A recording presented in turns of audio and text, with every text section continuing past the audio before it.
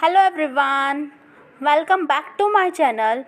So today's our topic is on capital structure factors.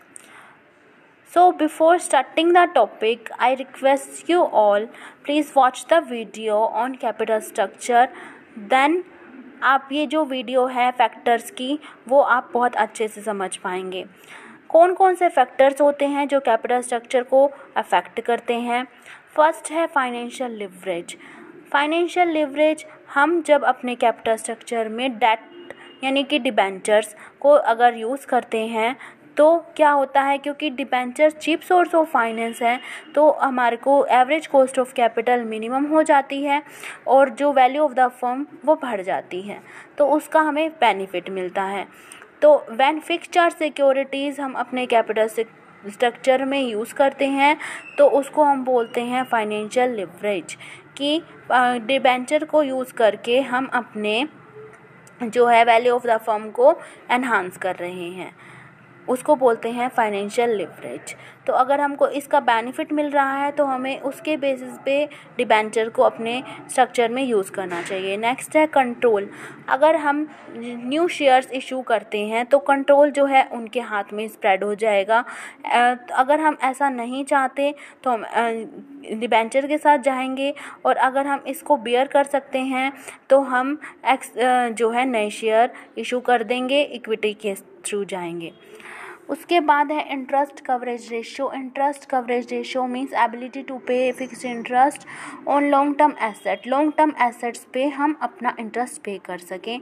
इसका जो ratio का formula है PBIT बाय में fixed interest charges, profit before interest and taxes, या फिर earning before interest and taxes bye fixed interest charges.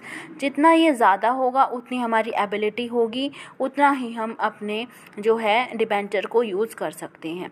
Flexible होना चाहिए. Flexible कि हम टाइम और सर्कमस्टांसेस के अकॉर्डिंग हम अपने स्ट्रक्चर को चेंज कर सकते हैं. ठीक है, अगर नहीं कर सकते हैं तो हमें डिबेंचर के थ्रू जाना चाहिए, अगर कर सकते हैं तो हमें इक्विटी के थ्रू जाना चाहिए. Nature of the business. हमारा बिज़नेस कैसा है. अगर मैन्युफैक्चरिंग बिज़नेस है, मैन्युफैक्चरिंग बिज़नेस में हमें ज़्यादा फिक्स्ड कैपिटल की ज़रूरत होती है और लेस वर्किंग कैपिटल की ज़रूरत होती है, तो उस केस में हमें डिबेंचर के थ्रू ज़्यादा जाना चाहिए. और अगर सिचुएशन इसके वाइस वर्सा है यानी कि ट्रेडिंग कंसर्न है, ट्रेडिंग कंसर्न में क्या होता है, हमें मोर वर्किंग कैपिटल और लेस फिक्स्ड कैपिटल की ज़रूरत होती है, तो हम उसमें इक्विटी के थ्रू जाएंगे. Regular uncertainty of income. अगर हमारी इनकम रेगुलर है, सर्टेन है, तो हम डिबेंचर के थ्रू जाएंगे. अगर अनसर्टेन है, फिक्स्ड इनकम नहीं है, तो हम इक्विटी शेयर के थ्रू जाएंगे. अगर रेगुलर होगी तो हम रेगुलर इंटरेस्ट पे कर पाएंगे, और डिबेंचर जो है हमें वो चीप भी पड़ेगा. तो अगर रेगुलर इनकम है तो डेब्ट कैपिटल के थ्रू जाओ, अदरवाइज इक्विटी शेयर्स के थ्रू जाएंगे. पीरियड. अगर हम लॉन्ग पीरियड के लिए, वेरी लॉन्ग पीरियड के लिए चाहते हैं फंड्स, तो हम इक्विटी शेयर्स के थ्रू जाएंगे. अगर लिमिटेड टाइम पीरियड के लिए चाहिए तो हम डिबेंचर के थ्रू जाएंगे. Requirement of investor. 3 type of investors होते हैं.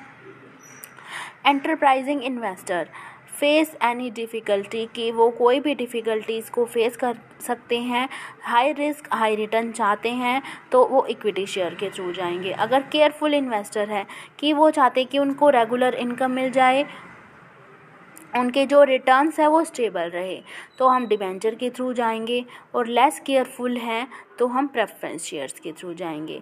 तो जो इन्वेस्टर है उसकी रिक्वायरमेंट पर भी डिपेंड करता है कि हम किस फंड को जो है ज़्यादा अपने कैपिटल स्ट्रक्चर में इंक्लूड करेंगे. Stages of life cycle. अगर हमारा बिजनेस है प्रीलिमिनरी स्टेज में है, हमारे पास एडेक्वेट प्रॉफिट नहीं है क्योंकि हमें फिक्स रेट ऑफ इंटरेस्ट पे कर नहीं पाएंगे, तो हम जो डिबेंचर जो है ज़्यादा रिस्की होगा, तो हम क्या करेंगे, इक्विटी के थ्रू जाएंगे.